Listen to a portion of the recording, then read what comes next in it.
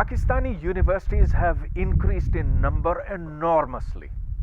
From something like 2 dozen 10 or 15 years ago, there are more than 200 now. Now that's a good thing, but there's a downside, which is that there has been an explosion in terms of academic corruption. This has taken various different forms. To discuss this very important issue, we will talk today to Dr. Isa Daudpota. He is a PhD in physics, got his PhD from the University of Edinburgh many years ago, and he's been thoroughly involved with exposing academic corruption and has in fact succeeded in making it a national issue in Pakistan. Well, I'll just call him Isa for short because he and I went to school together. Isa, what do you think are the most important manifestations of academic corruption? The most dangerous ones, perhaps? The ones that I am aware of relate to plagiarism and to the issue of unfair promotions within the universities, selection and promotions.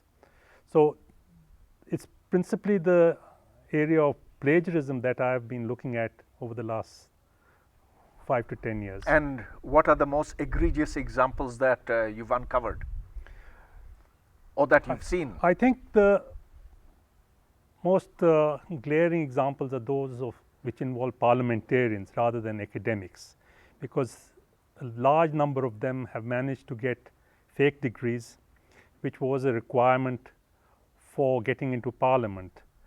This was mandated by Pervez Musharraf, who wanted people to have a bachelor's degree before getting in. And a large number of people who didn't have these degrees managed to get many of the major universities to provide them these certificates. Some, of course, sat exams or had proxies sit these papers for them and got that paper which was needed to get into. Then there is the issue of how widespread is this though? Well, I would say that at one time when I had looked at the candidates who had become parliamentarians, almost 1/3 who had dubious degrees, which the HEC was not willing to put on its website, but the indications were that that was as large as that much, 1/3 to a half who had dubious degrees. Once these instances of fake degrees, of fabrications became known, what was the public reaction? Okay, I know what you will say, that there was very little. So my question to you is, why is it there was so little public reaction? People said, okay, fake degrees, big deal. They shrugged their shoulders and moved on, except when there was a question of public victimization of an individual. You wanted to bring somebody down. Why do you think that people are so indifferent to academic corruption in our culture? On the scale of national corruption, the issue of parliamentarians or academics having fake degrees is pretty low. I think the level of corruption in Pakistan is so high in other areas where higher level of money, prestige and honor is involved. While in academia, this is regarded as a peripheral activity for most of the society. There was a fair bit of noise when it came to parliamentarians, but there too the issue of whether a graduate degree was a genuine and a valid requirement was raised to suggest that perhaps in a country where most people are illiterate, asking parliamentarians to have a degree was unfair. So even that got diluted. So there are two cases. The academic issues do not involve the vast majority of the population. As far as the parliamentarians went, most people thought that the degree issue was a fake one raised by Pervez Musharraf to eliminate the Maulanas who had madrasa degrees, or others whom he had rather not have in parliament. Okay, but parliamentarians may be illiterate and so therefore are forced to buy degrees. What about our university teachers, professors who have PhD degrees, and yet there is an abundance of papers that is plagiarized, and also an abundance of papers in which you have fake data, nonsensical conclusions? What is it that's given rise to this? I think until Pervez Musharraf came in, things were bad, but not as bad as it happened after he came in and wanted to show that things were going to improve with his being in power. He appointed a very ambitious man who himself had many papers, more than he can probably count. But what he prompted was this desire for publish or perish in the universities. He wanted people to gain promotions based on high number of papers, with little regard for where they were published, what their citation record was or impact factor. And funding was given to universities to up their rankings within the national arena, and funding was tied to the ranking. But this is normal practice in other countries to reward researchers, give them incentives if they publish more papers. So what's wrong with that? I think the only thing I see which is wrong is that there was no attention to quality. The papers that were published were not reviewed at all. These open source journals allow you to just pay something like $100 to $300 and get your paper published in about a week. So these publications proliferated, and they appeared on even HEC's website, where HEC PhD supervisors had their papers listed on the HEC's website in addition to those of their students. So while the supervisors published in such journals, became editors of such journals, they provided an easy route for their students to publish in similar journals. And therefore you had this avalanche of publications, principally in journals of low repute, of no repute rather. And that's where I think the real problem began. So you say that anything can get published? Anything, yes, anything. In fact, people have experimented with totally incredible jumble of pieces of text taken from different journals, gobbledygook which they generated, inserted into a paper and had it accepted.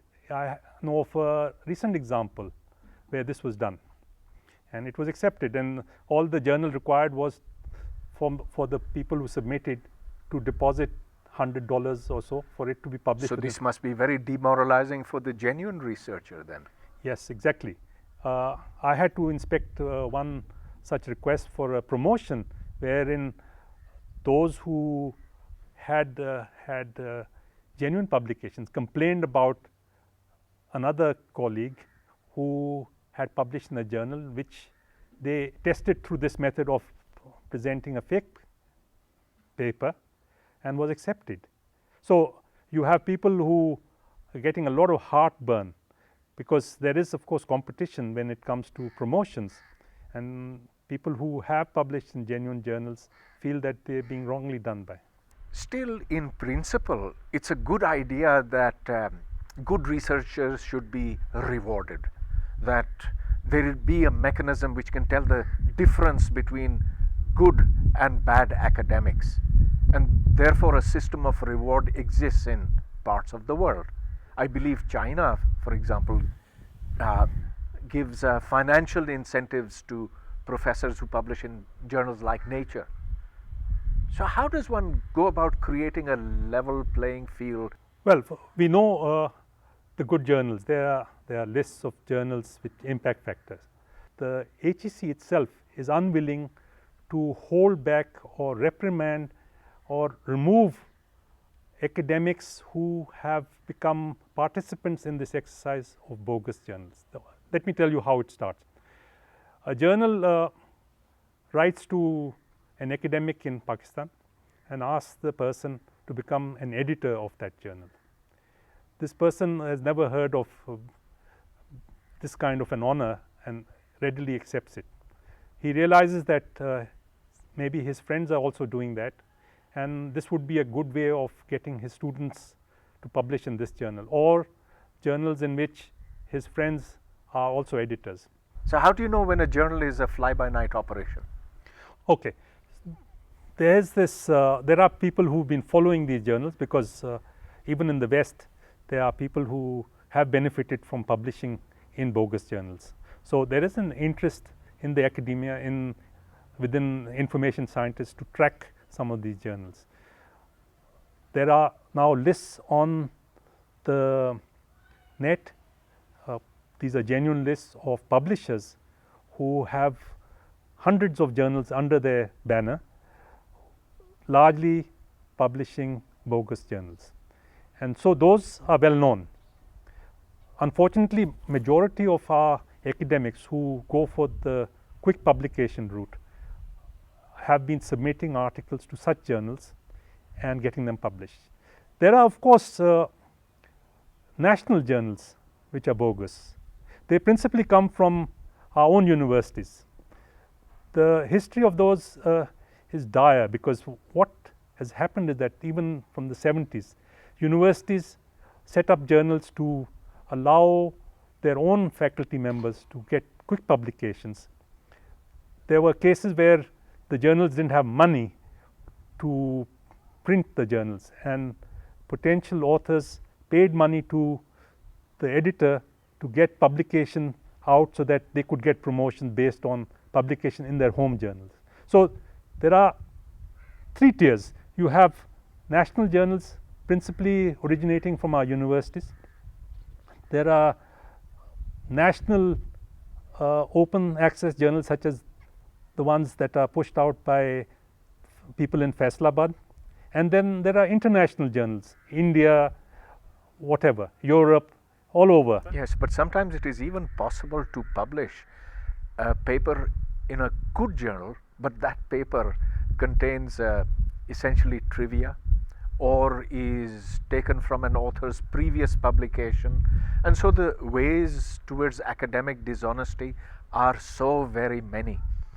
Given this, what do you propose to be a reasonably tight criterion for evaluating academic performance in Pakistan? First of all, there are people who think that much of the research done here isn't relevant to Pakistan. We will not get into that.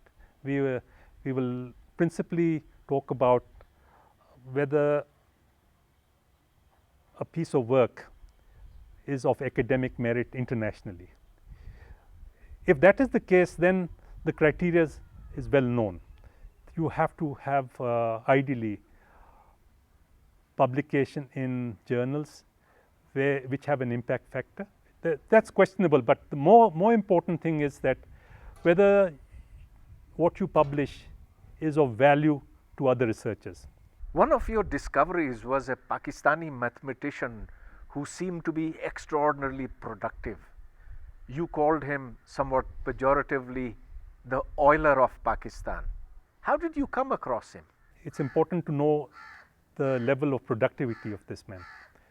I came across him while looking at several journals, and his name propped up in the editorial board of several journals. Thereafter, I got to look at his resume, which he at that time had on the net. It seems to have vanished now. And I looked at his record for about 5 years. On average, he was publishing a paper every week, which was remarkable. Even Euler couldn't do that. Euler, the famous Swiss mathematician. So I thought he was unbeatable. And regarded him as a competition for Ataur Rahman, who had started this whole game. The success or the failure of an academic enterprise depends critically upon its maintaining integrity. If that integrity is lost, then everything could be lost.